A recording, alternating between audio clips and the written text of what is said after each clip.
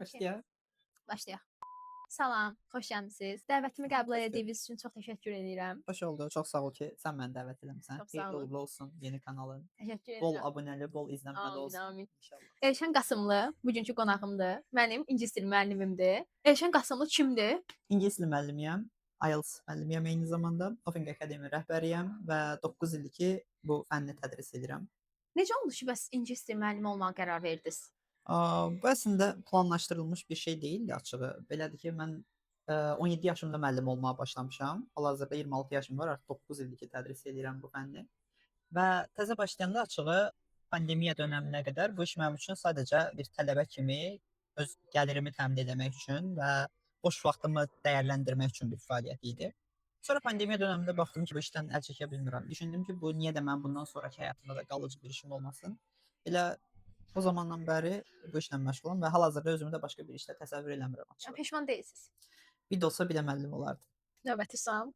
Sizcə Azərbaycanda insanlar niyə illərlə ingilis dili oxuyur, Hı -hı. amma heç kəs deməyim, əksər insan ingilis dilində danışa bilmir? Çünki bizim dərslərə gəlmirlər. Məsələ burasındadır ki, bu başa düşürəm amma danışa bilmirəm fikri var bəlkə insanlarda. Yəni ola bilər ki, biraz qorxu olsun, ola bilər ki, məsələn öyrənirlər amma bunu praktikaya çevirmək onlara bir böyük bir şey olaraq görünür, qorxa bilərlər. Məsələn, bir tələbəm çox yaxşı bir şəkildə öyrənirdi və dərsdə o qız məsələn yarım saatlıq elə olurdu ki, speakinglər eləyirdi, amma bir dəfə özü bir hekayə danışmışdı mənə. Deyir, metroda bir nəfər yaxınlaşdı, ingilis dilində bir söz soruşdu. Deyir, beynimdə fikirləşdim, belə deyəcəm, go straight, turn right, bla bla bla, bu şəkildə cümlələri qururdum özümə. Deyir, yaxınlaşıb mənə sual verən kimi qorxumdan deyir, sadəcə dedim ki, go. Başqa heç nə demədim. Yəni bu qorxu var insanlarda. Bəlkə səhv eləyərəm, pis görünərəm düşüncəsi var böyük ehtimal, amma yəni bu qorxunu aşmaq lazımdır. Əksinə danışırsınızsa, səhvlərlə belə olsa danışırsınızsa, bu sizi digər insanlardan bir addım önə çəkən bir şeydir. Yəni native speaker belə danışanda səhv eləyirsə, niyə də biz məsələn danışanda dili öyrənən biri tələbə danışanda səhv eləməkdən qorxsun? Və əsas məsələ budur ki, mütləq şəkildə əgər oxuyursunuzsa bunun praktikası olmalıdır. Yəni sadəcə mən bir tekst oxuyum ya da söz əzbərləyim ya da bir video izləyim, bu dil öyrənmək deyil. Bunun mütləq şəkildə bir praktikaya çevrilişi var. Mütləq şəkildə praktik Amma bir olunmalıdır. məsələmiz var ki, biz 11 il məktəbdə ingilis dili tədris Hı -hı. olunur bizə, universitetdə bizə tədris olunur və 11, 4 bu illər ərzində, amma yenə də bizim həm qrammatika cəhətdən, həm speaking cəhətdən bizdə ingilis dili normal heç B1 səviyyəsində belə olmur. Düzdür. Burada nəsə Bunu bir da məlumat. ümumiləşdirməzdim. Məktəbdə həqiqətən ingilis dilini nə qədər doğru bir şəkildə, doğru istiqamətdə öyrənirsiniz və yaxud da doğrudan da məktəb müəllimlərimiz məsələn hər şeyi doğru öyrədirmi? Məsələ burasındadır. Yəni məsələn söz öyrənirsiniz, gedirsiniz müəllim Azərbaycanla ingilisinə sadəcə sözü soruşur və yaxud da məsələn tekst əzbərlətdirir, məktəbdə teksti danışırsınız, qiymət alırsınız. Bu axı dil öyrənmək deyil, həqiqətən dili praktik eləmək, istifadə etmək deyil. Yəni ona görə də məktəbdə öyrəndiyiniz ingilis dili niyə sizə həqiqətən B1, B2 səviyyədə ingilis dili də olmanıza gətirib çıxartmır deyə soruşsanız, düşünməyin ki, siz məktəbdə həqiqətən speaking yönümlü və ya da general English yönümlü dərslər keçirsiniz. Əvvəla elə müəllimlərimiz var məktəbdə, açıq-açıq deyə bilərəm. Yəni ingilis dilində davamlı olaraq 5 cümlə, 6 cümlə deyə bilməzlər bəlkə. Məsələn, düzdür, ixtisas olaraq bunu tədris eləyirlər, oxuyublar, təhsilini alıblar və hal-hazırda da işləyirlər, amma bu həqiqətən dili bilməkdirmi? Düşünmürəm. Maraqlı açıqlamaydı. Açıq danışaq. Sensasiya. Yox, məqsədim kimisə burada tənqid eləmək deyil, sözsüz ki. Amma reallıqdan danışıram. Məsələn, tələbələr gəlir yanıma, deyirlər ki, bəs biz məktəbdə bunu bu şəkildə öyrənmişik. Baxırsan ki, yanlış öyrəniblər. Yəni məktəbdən yanlış qoyulub təməl və məsələ burasındakı məktəbin ümumiyyətlə dərs proqramı da çox yanlışdır məncə. Yəni tələbələri dil öyrənməyə deyil, tələbələri sadəcə qiymət almağa yönəldən bir metod var və bu məncə çox yanlış bir sistemdir. Açıq danışsaq, kurslar insanlara sizcə yalan ümid verirmi? Hansı ki, sizin də kursunuz olduğunu nəzərə alaraq bu sualı sizə yönləndirirəm. Dalaşdıracaq ya bu qız bizi kimsə. Öz kursumdan danışmalıyım yoxsa başqa kurslardan? Mən ümumi kurslar insanlara yalan ümid verirmi? Obyektiv. Yəni sözsüz ki də bu ortada bir marketinq məsələsi var. Sözsüz ki, insan cəlb eləmək üçün, daha çox tələbə cəlb eləmək üçün müəyyən vədlər olunur. Məsələn, deyirlər ki, 40 günə məsələn sıfırdan sizi B1 səviyyəyə çatdıracağıq. Nə bilim, 3 ayda ingilis dilini ana dili kimi danışacaqsınız. Ya məsələn 4-6 aya qızıl zəmanət veririk filan. bunlar təbii ki də bu vədlər boşdur. Yəni bu vədləri verən kurslar deməyim, bu vədləri verən heç kəsə inanmayın ümumiyyətlə. Çünki heç kəs sizin beyninizə, sizin çalışmağınıza əvvəlcədən bir qarantiya verə bilməz. Yəni siz gedib bir elektronika mağazasından nəsə bir əşya almırsınız ki, buna bir qızıl qarantiya versinlər, üstündə sənəd versinlər, imzalasınlar ki, xarab olsa gətir düzəldəcəyik. Yəni sıfırdan 40 günə məsələn özün ingilis dili öyrənən birisən, öyrənmisən vaxtilə. Sıfırdan 40 günə B1 səviyyəyə həqiqətən gəlib çatmaq Gerçi çox mümkün mümkün deyil. görünmür. Dil öyrənmək vaxt tələb eləyir, səbr tələb eləyir, zəhmət tələb eləyir. Disiplin. Bəli, disiplin tələb eləyir mütləq şəkildə. Birazdan ona da gələcəm səninlə bağlı. Ə, Kəsəcəm o hissələri. Yəni biz eləmirik bunu. Mən ümumiyyətlə öz kursumda da istər bizim menecerə, istər müəllimlərə tapşırmışam ki, yəni heç bir halda tələbə müddət soruşsa, əvvəlcədən bir müddət vəd eləmir. Bu səbəbdən tələbə də itirdiyimiz olur bu arada. Tələbə məsələn yazır mənə nə qədər vaxtı mənə qarantiya verirsiniz ki, öyrənəcəm. Mən deyirəm vermirəm. Çünki yəni baxırsan heç adamın profil şəkli belə yoxdur hesabında. Mesajdan gözləyir ki, mən onun biliyinə qarantiya verim. Bu çox da mümkün deyil. Mən o insanı dərs müddətində görməsəm, əgər onun çalışqanlığını bilməsəm, potensialını bilməsəm, ona müddət vəd eləməyim düzgün deyil. Lap bilsəm belə yenə də müddət vəd eləyə bilmərəm. Çünki məsələn çox yaxşı gəlir tələbə 3 ay, 4 ay nümunə A. 3 ay, 4 ay çox yaxşı oxuyur, müəyyən bir səviyyəyə çatır. Ondan sonra həyatında nəsə bir şeylər baş verir və oxumağın başını buraxır məsələn. Amma bir şey də var ki, məsələn, mən özümdən nümunə növbəti dəfə məsələn, mən çox yarıda saxlayan bir tələbəyəm, bilirəm. Amma növbəti dəfə gələndə qaldığım yerdən ən azından davam edə bilirəm məncə. Unutmursan, bu yaxşı bir Bəli. şeydir əslində. Çünki tələbələr geri qayıdanda mütləq şəkildə paslanırlar. Bilmirəm belə bir sualın olacaq ya yox, amma mən bunu da deyim. Tələbələr soruşurlar ki, məsələn, bəs mən ömrümün axırına qədər kursa mı getməliyəm elə ki, unutmayım bu dili? Yox, deyil. Siz bunu nə vaxt ki özünüzdə artıq biləcəksiniz ki, həyat tərzinə çevirmisiniz və siz artıq məsələn evdə yemək bişirəndə ingilis dilində bir video dinləyirsən arxa fonda və alt yazıya ehtiyac duymadan, heç o videoya baxmadan belə. Necə ki məsələn türk seriallarına baxanda, məsələn əlimizdə yemək bişiririk, iş görürük, amma qulağımız eşidir və başa düşürük söhbət nədən gedir. Həqiqətən ingilis dillə belə bir mərhələyə gəlib çatanda artıq sizin hansısa bir kursa getməyinizə ehtiyac qalmayacaq və yaxud da davamlı olaraq davamlı işləmək onsuz da həmişə lazım olacaq. Dil ümumiyyətlə həmişə dəyişən bir şeydir. Yəni mən 9 ildir bunu tədris edirəm, müəlliməm, amma təhsilim ingilis dilində olub, amma mən hələ də ingilis dilini təkmilləşdirirəm, yeni şeylər öyrənirəm. Amma məsələn kursa getmək hər zaman sizə lazım olacaqmı? Müəyyən bir səviyyəyə çatıb, qalanını da self study ilə özünüz həll edə bilirsinizsə, bunu həyatınızda mərkəzə qoymusunuzsa və özünüzdə artıq bunu təkmilləşdirməyi bacarırsınızsa, ehtiyac olmayacaq yox. Vurğuladınız ki, xoşdur bizim üçün. Vurğuladınız ki, özünüz öyrənə bilirsinizsə, ömür boyu kursa getməyə ehtiyac qalmayacaq. Bəli. Bəs tövsiyə edə biləcəyiniz və yaxud özünüzün icra elədiyi əyləncəli, çox sıxıcı olmayan dil metodu varmı? Yəni məsələn, bunun həm ingilis dili üçün, həm digər bir dillər üçün nümunə ola bilərmi? Varmı belə bir metod və yaxud dili əyləncəli öyrənmək olurmu? Mümkündürmü? Yoxsa həqiqətən belə zorla öyrənmək biz lazımdır? dərslərimizdə sıxıcı mühitdə öyrənirdik. Yox, Mən əyləncəli var mühitdə. idim. Yəni Buradan tələbələrimə səslənirəm. Xahiş edirəm kommentlərdə yazın. Bizim dərslərimiz sıxıcı mı olur, əyləncəli mi olur? həqiqətən qatılıram. Fikirlərinizi yazın. Məsələ burasında ki, əgər bir tələbə kursa getmirsə və özünün evdə davamlı olaraq, yəni sıxılmadan, çünki məlum məsələ, özümüz self study eləyəndə bir gün işləyirik, 3 gün işləmirik. Məsələn, 2 gün işləyirik, 3-cü gün yorğun gəlirik evə, deyirik səhər işləyərəm, eybi yox. Bu olmaması üçün dili özünüzdə təbii ki, əyləncəli hala gətirmək mümkündür. Hər şeydən əvvəl mütləq şəkildə bir praktikası olmalıdır. Yəni düşünməyin ki, mənim evdə partnyorum yoxdur, danışa bilmirəm, heç kəslə ingilis dilini praktik eləyə bilmirəm. Məsələ bu deyil. Mənim də yox idi məsələn, amma məsələn, okey, qabağınıza bir dənə kukla qoyun, onunla danışın. Nə bilim, güzgü qoyun, güzgü ilə özünüzlə danışın. Məsələn, mən ingilis dilini öyrəndiyim müddətdə çox əyləncəli bir şey eləyirdim. Bunu tövsiyə edə bilərəm hamıya. Məsələn, talk show-lara baxırdım, tutaq ki, ingilis dilində və özümü orada qonaq qismində düşünürdüm və aparıcının verdiyi suallara mən özüm də cavab verirdim. Yəni o auranın, o ambiyansın içində özümü təsəvvür eləyirdim və mənim üçün maraqlı olurdu. Bu həm praktika idi, həm oradan nələrsə öyrənirdim, təkrarlayırdım, yamsılayırdım. Tələffüz baxımından çox yaxşı təsir eləyirdi, qəliblər öyrənmək baxımından çox yaxşı təsir eləyirdi. İndinin özündə film izləyirəm. Məsələn, Ginny and Georgia, zəhmət olmasa aşağı qoyarsam həmin filmin posterində. Məsələn, mən bu filmi izləyəndə çox yamsılayıram onların aksentlərini. Çünki çox sevirəm oradakı o American aksenti. Həqiqətən çox gözəl səslənir. Yəni bu da mənim üçün dil öyrənmək üçün əyləncəli bir şeydir məsələn. Yenə deyirəm, müəllim belə olsan davamlı olaraq özünü təkmilləşdirməyə məcbursan. Maraqlı bu mövzuya da toxunacağam. Bildirdiniz ki, davamlı oradakı məsələn baxırsınız və orada öyrənirsiniz hansısa qəribləri, sözləri. Bu mövzuya toxunmuşam, bu sualı da vermək istəyirəm ki, sözləri asan necə yadda saxlamaq olar? Məsələn, mən özümdən nümunə verim. Uşaq vaxtı öyrəndiyim sözlərin Hı hı. və yaxud bir müddətə qədər, 1 yaşa qədər öyrəndiyim sözlərin hamısını xatırlayıram. Hı hı. Amma yenidən, məsələn, bu gün öyrənsəm o 5 söz, o 5 sözü mən 1 həftə sonra unuduram. Yəni elələri var deyir Necə ki, öyrənirsən? bilirsən, Məsələn, sözü necə öyrəndiyini mənə denən, unutma səbəbini deyəcəm sənə. oralara girmədim. Tamam, deyim. Yəni baxıram, siz həmişə deyirdiniz, bilirəm ki, soruşmursunuz da, tək Azərbaycan dili cümlə içərisində soruşursunuz deyə. Bəli. Mən də məcburam onu bir ingilis dili Azərbaycan, bir Azərbaycan ingilis, qarışıq sual verirəm, cümlə qururam. Amma mən normalda söz yaddaşım elə də belə çox wow deyil indiki üçün.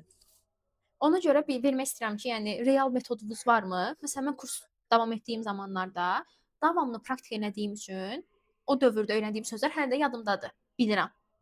Yəni bu izləyicilərimizə vermək istədiyiniz bir real, asan söz yadda saxlama üsulu varmı? Məsələ burasındadır ki, mənim yaddaşım zəifdir, sözləri xatırlaya bilmirəm, yadımda saxlaya bilmirəm. Bu mənə çox da real gəlmir. Belə gəlmir ki, məsələn, mənim özümün də yaddaşım çox güclü deyil. Amma hə, indi soruşacaqsan ki, necə müəllim olmusunuz onda? Necə bu qədər şeyi Yadda yadınızda saxlayırsınız. saxlayırsınız? Ə, yəni sadəcə bu olsa dərd yarı, yəni görün beynin içi nə qədər şeylə doldu. Mən məsələn təhsil də alıram, doktorantura təhsili alıram hələ də. Yəni beynin içində o qədər çox informasiya var ki, bunların hamısını necə yadda saxlayırıq? Biz yadda saxlamaq üçün nə lazımdır?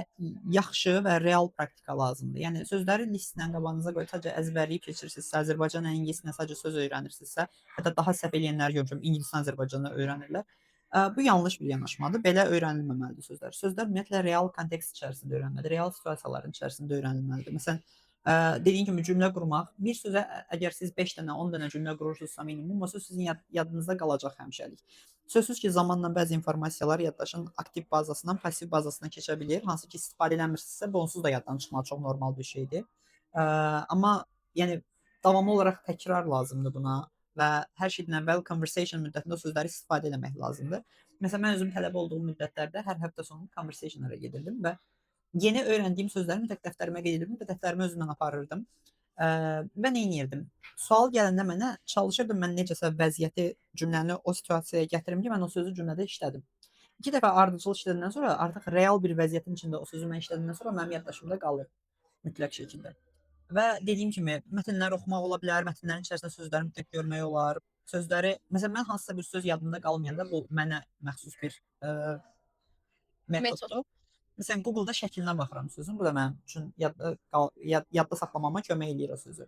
Və dediyim kimi mütləq şəkildə real vəziyyətlərin içərisində, conversation-da, gündəlik həyatda, beyninizdə düşünərkən mütləq bunu istifadə eləmək lazımdır. Stol sözünü öyrənmisiniz, evdə stol var. Məsələn, hə, it's a table. Yana yaxınlaşanda məsələn deyin bu sözü, nə bilim, it's wall. Məsələn, yanına yaxınlaşanda deyin it's a cup. Məsələn, yanına yaxınlaşanda bu sözləri mütləq şəkildə demək lazımdır. Özünüzdə praktik eləyirsiniz ki, bunlar davamlı olaraq yadda qalsın və təkrar, mütləq şəkildə təkrar lazımdır. Bəs nə qədər gündə, məsələn, sizin dediyiniz metodla söz bazamızı artırmaq üçün neçə söz kifayət eləyə bilər? Yoxsa bu insan qavrama potensialından asılıdır? Yaxşı sualdır. Bu mənim müəllimlik karyeramda eşitdiyim ən absurd suallardan biri ola bilər ki, yəni neçə min dənə söz bilməliyəm ki, ingilis dilini danışa bilim və yaxud da məndən soruşurlar ki, neçə min dənə söz bilirsən? Mən həmişə təlimlərimdə bunu uşaqlardan soruşuram, deyirəm Azərbaycan dilində danışırsınız da, məsələn, neçə min dənə söz bilirsiniz Azərbaycan dilində? Bilirsən Azərbaycan neçə min dənə söz bildiyimi? Bilmirsən təbii ki. Yəni bunun statistikasını necə tutmaq olar ki, mən neçə min dənə söz bilsəm? Bilirsiniz, 5000 dənə söz bilib yəni çox yaxşı danışa bilən də ola bilər. 10.000 söz bilib heç danışa bilməyən insan da ola bilər. Yəni əgər yəni danışa bilmirsinizsə danışa bilməyəcəksiniz. Söz öyrənmək deyil məsələ. Sözü həqiqətən cümlə içərisində praktika eləyərək öyrənməkdir bütün məsələ və gündəlik 100 dənə, 200 dənə effektiv olmayan metodla söz öyrənməkdənsə gündə 8 dənə, 10 dənə söz öyrənin, amma bilin ki, bu sizin həmişəlik yadınızda qalacaq və effektiv metodla öyrənirsiniz. Yəni çox öyrənmək sizi daha da qabağa aparmayacaq. Daha daha praktiki, daha belə təmkinli, daha yaxşı metodlarla öyrənmək sizi daha çox qabağa aparacaq.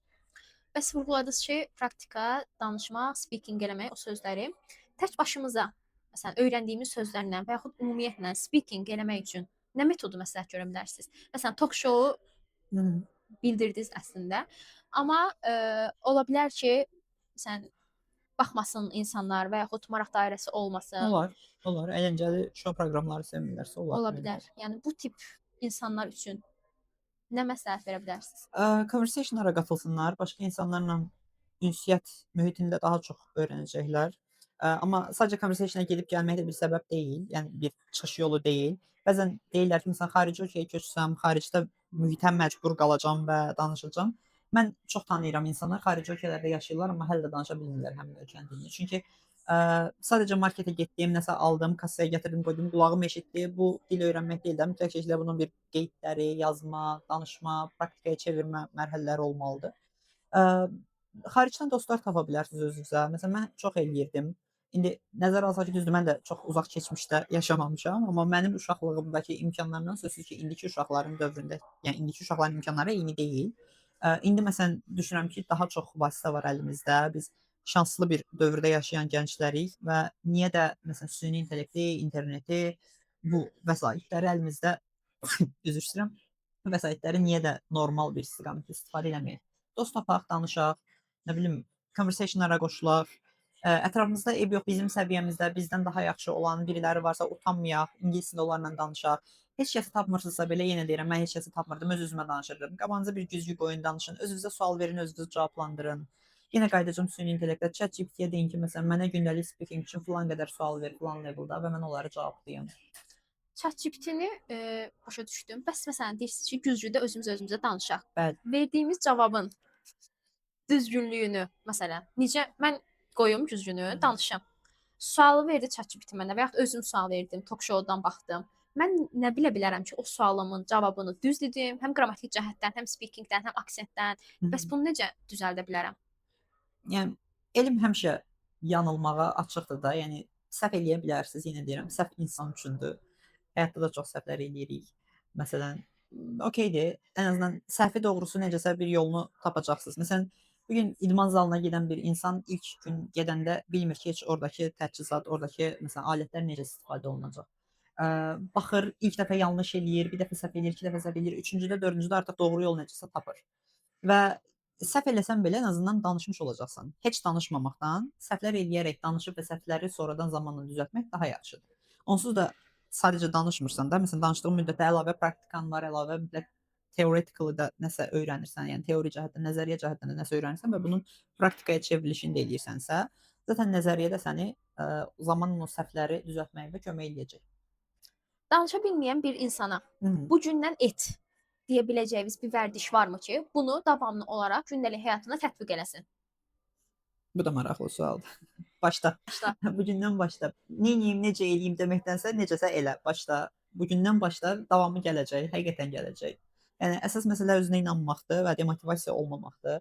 Yenə deyirəm, səhvlərdən qorxmamaq, gülünc vəziyyətinə düşərəm, bu vəziyyətdən ümumiyyətlə tamamilə çıxmaq lazımdır. Mən bəzən məsələn tələbələrə tələffüzlə bağlı nəsə deyəndə TH birləşməsi, məsələn R hərfinin tələffüzü tələbələrə biraz qəribə gəlir. Düşünürlər ki, mən V desəm gülməli gələcək, kənardan gülməli görünəcək. Yox, mən eləyirəm məsələn gülməli görünür. Sizdə yox, amma məsələn mən eləyəndə o gülməli görünürdü də.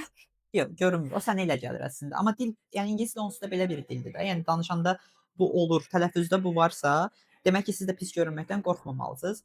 Bugündən eləməli olduqları bir şey ümumiyyətlə ingilis dilini vərdişə, həyat tərzinə çevirməkdir təbii ki və heç bir halda səhv eləməkdən, pis görünməkdən, eyni cümlələri təkrar eləmək istəmirəm, amma qorxmamaq lazımdır. Bəs siz Məsuliyyətli yanaşmaq lazımdır. Məsuliyyətsiz tələbələrə ar olsun. üstünə gətirmək istəmirəm. Buraları kəsəcəksən hə usta? Bəs sizcə, məsələn, əksər insanlar və yaxud da elə müəllimlər də, kurslar özü də bəzən tövsiyə edirlər ki, uşaq kimi öyrənmə metodu, hansı ki, film və seriala baxır, sadəcə baxır və dinləyərəkdən, baxaraqdan ingilis dilinin speakingini öyrənmə. Siz bu metoda necə baxırsınız? Bu həqiqətən işləyirmi? Əgər işləyirsə də, məsələn, film və serialla öyrənə biləcəyimiz bir nümunələr bizə bildirə bilərsinizmi? Belə bir məsələ var, hal-hazırda çox görürəm bunu sosial şəbəkələrdə. Sadəcə dinləyərək dil öyrənin deyə, hətta self study paketləri satılsın deyə Bəli. sırf dinləməni tövsiyə eləyənlər də görürəm. Belə bir məsələ var ki, ümumiyyətlə ingilis dilində neynəsəz, qrammatika, lüğət, dinləmə, yazma, oxuma, danışma, neynəsəz bunun hamısı mütləq şəkildə praktikada cəmlənməlidir. Yəni sadəcə dinləyim, videonu sadəcə dinləyim, keçim. Bu mənim müəyyən bir müddət qulağımın artıq ingilis dilinə öyrəşməyinə səbəb ola bilər. Buna Listening gətirib çıxarır da. cəhətdən. Bəli, listening cəhətdən qulağım ingilis dilinə öyrəşə bilər. Amma danışmaq bu deyirik, başa düşürəm amma danışa bilmirəm. Çünki Bu adam çox dinləmə eləyib, amma heç bir halda bunu praktikaya çevirməyib, danışmayıb. Məsələn, video izlədiyiniz halda o videonu dayandırıb ondan sonra onun haqqında orada nə izlədiyinizi danışsanız, əslində bu sizin speaking'inizə də, listening'inizə də, vocabulary'inizə də təsir eləyəcəkdir və eyni zamanda pronunciation, tələffüz baxımından da bu sizə kömək eləyəcək. Əgər yamsılama varsa, dilindəki native speaker'lar yamsılayırsınızsa, və görəcəksiniz ki, əslində inkişafınız məsələn sadəcə dinləməklə 1x idisə, artıq 2x olmağa başladı. Yəni sadəcə dinləyim və dil öyrənəcəm, bu absurd məsələdir, yox. Onun mütləq şəkildə bir praktikaya çevrilişi lazımdır. Yəni Onda danışaraq mütləq belə təkmilləşdirmək başa lazımdır. düşdüm ki, yəni film və seriallara baxa bilərik, amma bunları, yəni onun ideya məzmununu daha sonra özümüz üçün speaking eləyərək və yaxud vokabularyasını öyrəndiyimiz sözləri də həyatımızda tətbiq eləyərək. Mütləq, mütləq. Onsuz da məsələn universitet tələbələri nədən narazılıq eləyir? Deyir ki, biz universitetdə nəzəriyyə öyrənirik, praktikası yoxdur və öyrəndiyimiz biliklər bizə gələcək karyeramızda kömək eləmir. Universiteti bitirəndən sonra deyirlər ki, məsələn, mən öz ixtisasımda özümü professional saymıram. Niyə? Çünki nəzəriyyə öyrəniblər, Bəli. praktikası yoxdur. Dil də eyni şeydir.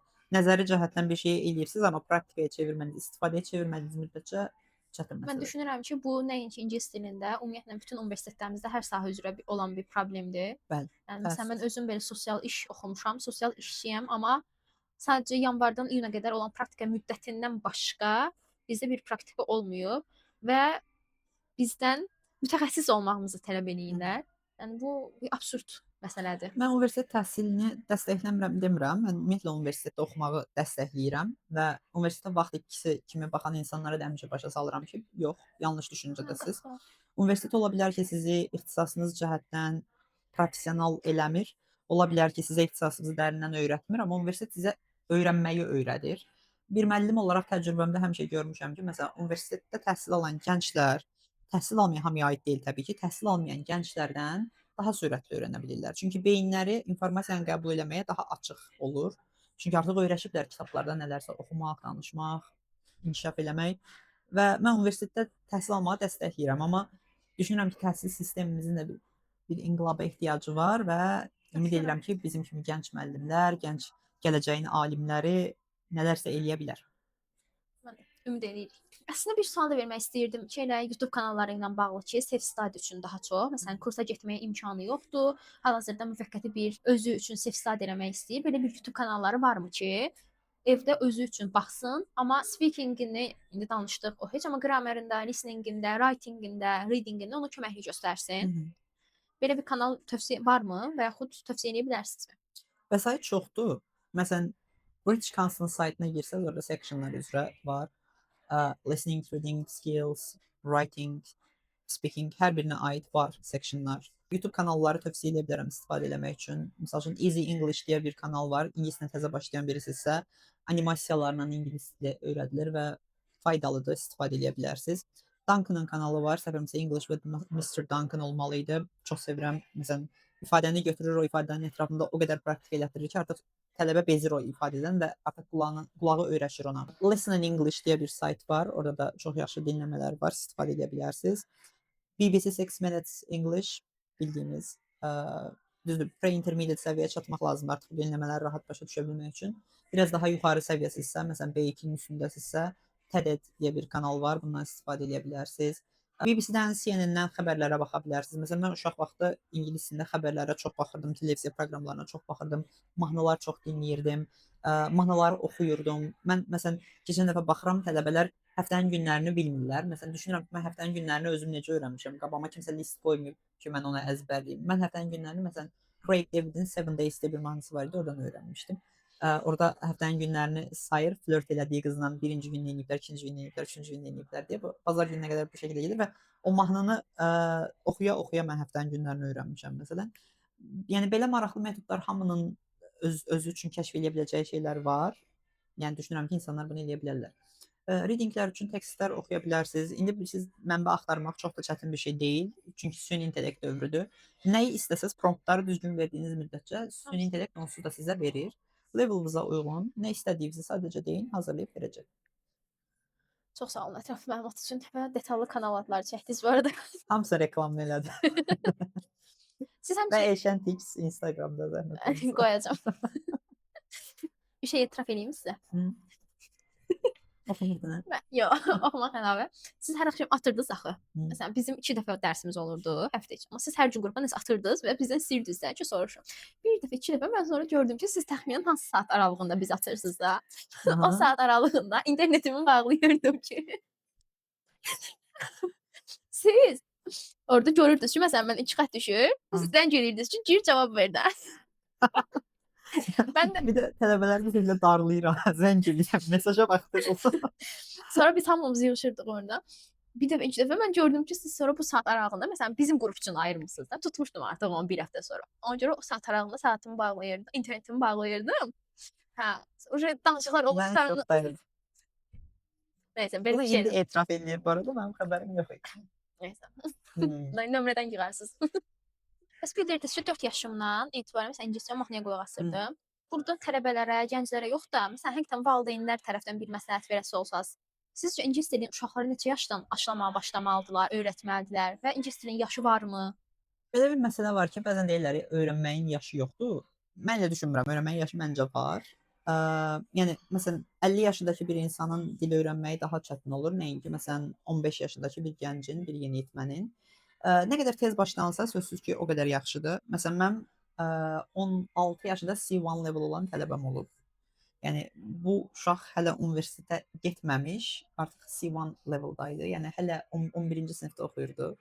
Gələcəklə bağlı çox böyük planları var idi və əminəm ki, o uşaq mütləq şəkildə düzdür, artıq işləmirik. Çünki bir ildən sonra düşündüm ki, artıq bu insan ingilis dilini müəllimdən öyrənə biləcəyi qədərini yetər qədər öyrənib və artıq self study ilə davam edə bilər bundan sonra və mən özüm o uşağa dedim ki, yəni artıq burada saxlaya bilərik. Çünki artıq bu onun həyat tərzi idi və davamlı olaraq artıq beyni ingilis dilində idi, düşüncəsi ingilis dilində idi. Nə qədər tez başlanılsa ona görə o qədər yaxşıdır. Uşaqlıqdan başlanılmağı çox yaxşıdır. Çünki bu yenə deyirəm, dil öyrənmək zaman alan, bu 3 ayın, 5 ayın işi olmadığı üçün zaman alan bir proses olduğu üçün və uşaqlarınızı erkən yaşlardan ingilis dili öyrənməyə, nəinki ingilis dili, digər dilləri də öyrənməyə yönəldirsinizsə, gələcəklərinə investisiya eləyirsiniz.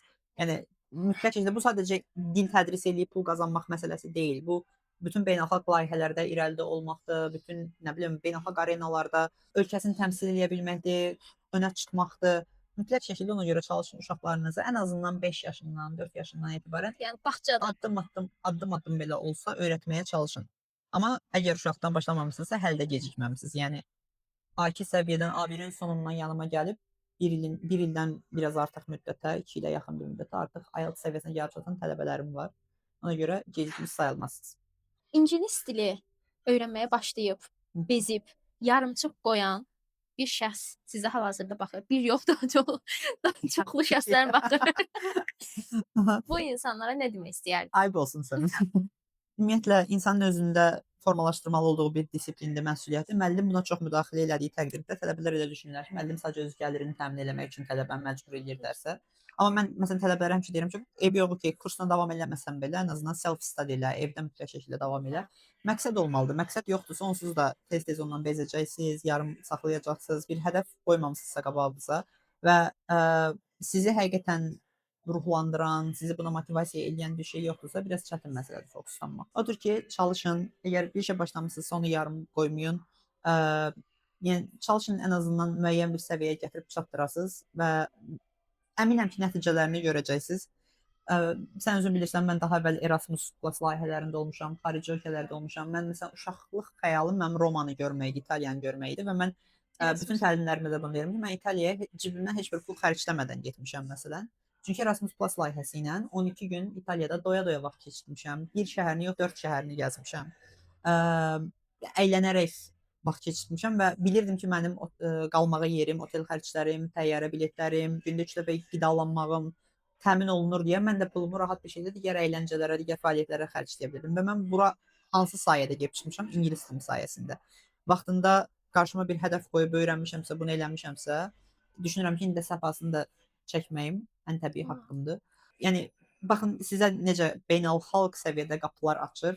Gəlin bunu yarımçıq qoymayaq. Mütləq şəkildə eləyək, öyrənək, təkmilləşdirək. İndi də bir insan yoxdur mütləq ona ingilis lazım olmasın.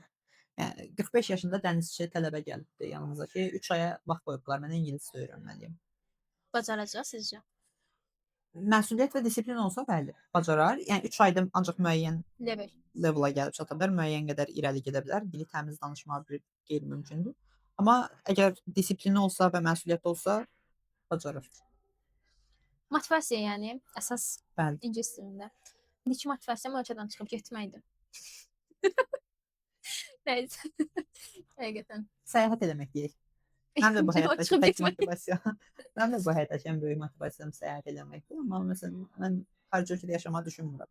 Hə, siz həmişə onu deyirsiniz. Mən Azərbaycanda yaşamağı düşünürəm. Çünki artıq müəyyən bir yaşdan sonra artıq daha çox məsuliyyətlərin olur, daha Mən o çox. müəyyən yaşa gəlmək istəmirəm işte burada mövzumunu.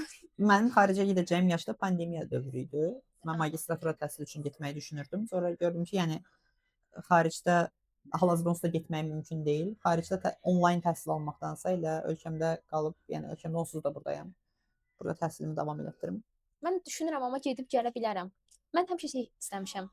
Nə qədər də getmək istəsəm də burada bir xeyir vermək içimdə olub həmişə. Ona görə düşünürəm ki, gedib orada oxuyub öyrənib, gəlib burada öyrəndiklərimi tətbiq edə bilərəm. Niyyətim bu yöndə olub əslində. Amma Niyə də yox? Niyə bilmirəm, də yox? düşünürəm. Ola bilər əslində. Sən artıq insanlara onsuz da müəyyən töhfələr verməyə başlamısan. Düşünürəm ki, bu kanalı məsələn açmağın bu sadəcə sənin üçün deyil, həm də qonaq çağırdığın insanlar üçün də çox faydalıdır. Yəni məsələn mən burdan fikirlərimi kiməsə çatdıra bilirəm. Sən artıq töhfə verməyə başlamısan və düşünürəm ki, Çox sağ ol. gələcəkdə də əgər doğrudan da istədiklərimin arxasınca getsən və bu yoldan da heç bir halda geri dönməsən, mütləq bir nəticə olacaq. İndi növbəti oyun mərhələmizə keçirik.